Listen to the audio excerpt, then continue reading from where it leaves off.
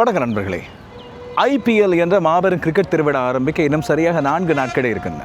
வருகின்ற 28ஆம் தேதி ஆரம்பிக்கின்ற இந்த ஐபிஎல் கிரிக்கெட் திருவிழா மே மாதம் 31ஆம் தேதி வரை நீடிக்கப் போகிறது. அதாவது இனி வருகின்ற ஒவ்வொரு இரவும் எங்களுக்கு கிரிக்கெட் திருவிழா தான். திகட்ட கிரிக்கெட்டை பார்த்து ரசிக்கப் போகின்றோம். உலகம் முழுவதும் உள்ள மிகச்சிறந்த 2020 சர்வதேச நட்சத்திரங்கள் பாகிஸ்தானை தவிர்த்துக் கொள்வோம். பாகிஸ்தானை தவிர உலகத்தின் அத்தனை நாடுகளின் மிகச்சிறந்த 2020 சர்வதேச நட்சத்திரங்களும் இங்கே வந்து குவியப் போகின்றார்கள். இல்லாவிட்டால் இந்திய ஆடுகளங்களுக்கு பொருத்தமானவர்கள் என்று கருதப்படுகின்ற 2020 சர்வதேச நட்சத்திரங்களுக்கு அழைப்பு விடுக்கப்பட்டிருக்கிறது. 10 அணிகள். இந்த 10 அணிகளும் இம்முறை மொத்தமாக 84 போட்டிகளை ஆடப்போகின்றன. இதுவரை காலமும் இப்படி நீடித்த ஒரு ஐபிஎல் தொடர் இடம்பெற்றது கிடையாது. இது இம்முறை இடம்பெற போகிறது 19வது ஐபிஎல் தொடர். 2008 ஆரம்பித்த போது இப்போது தான் ஆரம்பித்தது போல எங்களுக்கு இருக்கிறது. பார்த்தால் அதற்கிடையில் 18 தொடர்கள் கடந்து இப்பொழுது 19வது தொடர் வந்திருக்கிறது. இம்முறை இந்த தொடரில் என்ன ஸ்பெஷல் என்று கேட்டால் இந்த 84 போட்டிகள் மே மாதம் 31 வரை இடம்பெறப் போகின்றன. இதுபோல இதுவரை காலமும் 2008 ஆரம்பித்ததிலிருந்து ஐபிஎல் போட்டிகள் தொடர்ச்சியாக ஆடி வருகின்ற 4 நட்சத்திரங்கள் இம்முறையும் தொடரப் போகின்றார்கள். மகேந்திர சிங் தோனி, விராட் கோலி, ரோஹித் சர்மா மற்றும் மனிஷ் பாண்டே ஆகிய 4 லெஜண்ட்ஸுமே இந்த எல்லா தொடர்களிலும் ஆடியவர்கள். ஐபிஎல் என்றவுடன் உங்களுக்கு ஞாபகம் வருகின்ற விடயம் என்ன? இந்த 18 ஆண்டுகள் நாங்கள் தொடர்ந்து பயணித்து வந்திருக்கிறோம் தானே. 2008ஆம் ஆண்டிலிருந்து ஐபிஎல் போட்டிகளை நாங்கள் பார்க்கிறோம். இலங்கையிலிருந்தும் பல நட்சத்திரங்கள் தொடர்ச்சியாக ஆடி வருகின்றார்கள். இம்முறையும் 7 பேர், இப்பொழுது தசுன் சானக்கோடு சேர்த்து 8 பேர் இம்முறை ஐபிஎல் போட்டிகளுக்காக தெரிவாகி இருக்கின்றார்கள். இந்த எண்ணிக்கை சில வேளைகளில் அதிகரிக்கலாம், சிறு வேளைகளில் குறையக்கூடிய வாய்ப்பும் இருக்கிறது. ஃபிட்னஸ் டெஸ்ட் என்று சொல்லக்கூடிய தங்களுடைய உடற்தகுதியை நிரூபித்தால் தான் இலங்கை வீரர்கள் பல பேர் இம்முறை ஐபிஎல் போட்டிகளுக்கு சென்று ஆடலாம், வானிது ஹசரங்க உட்பட என்ற விடயம் இங்கே சொல்லப்படுகிறது.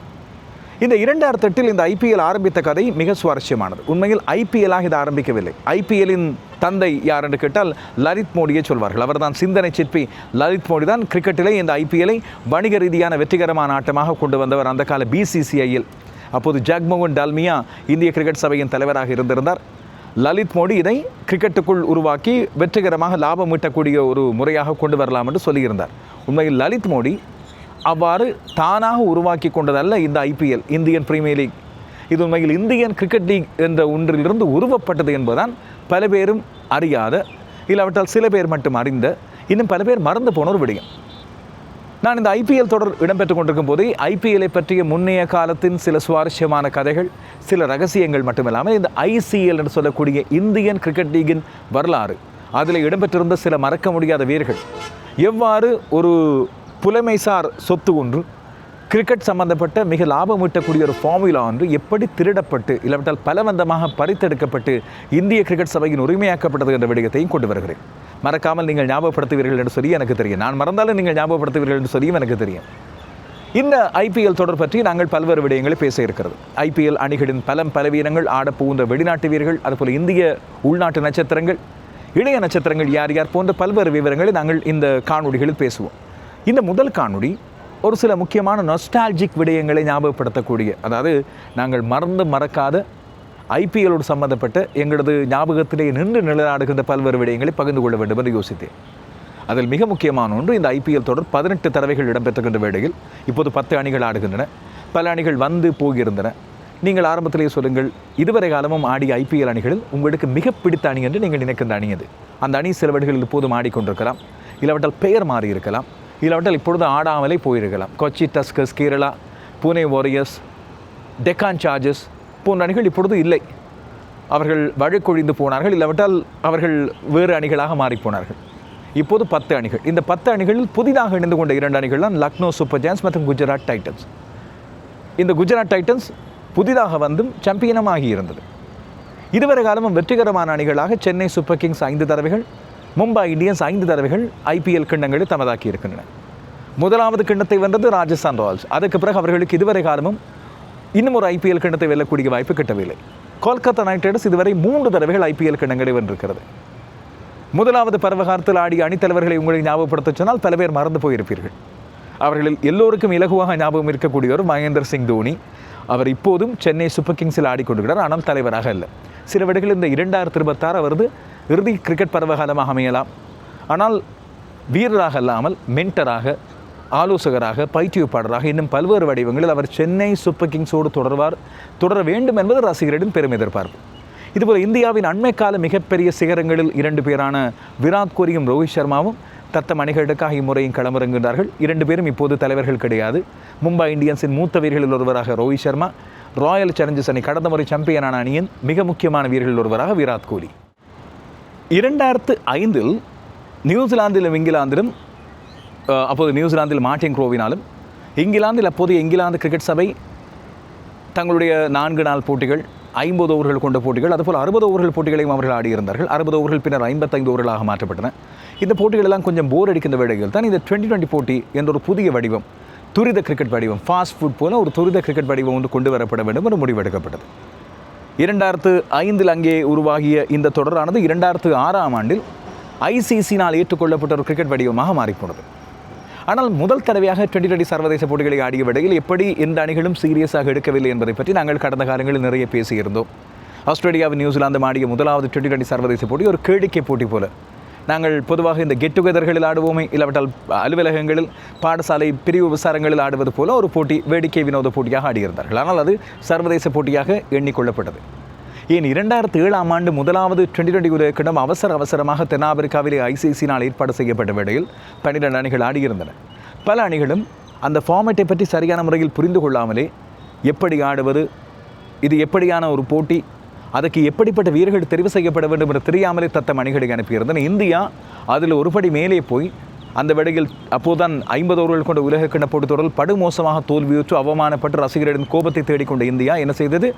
முற்றுமுழுதாக தங்களது பழைய மூத்த ஜாம்பவான்களுக்கு எல்லாம் ஓய்வை கொடுத்து சச்சின் டெண்டுல்கர், சரவ் கங்குலி, ராகுல் டிராவிட், VVS லக்ஷ்மன் போன்ற வீரர்களுக்கான ஓய்வை கொடுத்து மகேந்திர சிங் தோனி என்ற ஒரு புது பொடியனின் தலைமையிலே இந்திய அணியை அனுப்பி வைத்தது. ஆனால் இந்திய அணி ஆடிய ஆட்டம், மகேந்திர சிங் தோனி இந்த போட்டியை பற்றி எடுத்துக்கொண்ட உள்ளீர்ப்பு, அவருக்கு துணையாக இருந்த 3 முக்கியமான இந்திய அணியில் அப்போதும் மூத்த வீரர்களாக கருதப்படக்கூடிய வீரர்களான கௌதம் கம்பீர், யுவராஜ் சிங் மற்றும் ஹர்பஜன் சிங் ஆகியோரும் அவருக்கு துணையாக இருக்க இந்தியா 2020 உலகக்கிண்ண சாம்பியன் ஆகியது முதல் தடவை. அதுதான் ஒரு மிக பெரும் திருப்பமாக அமைந்தது.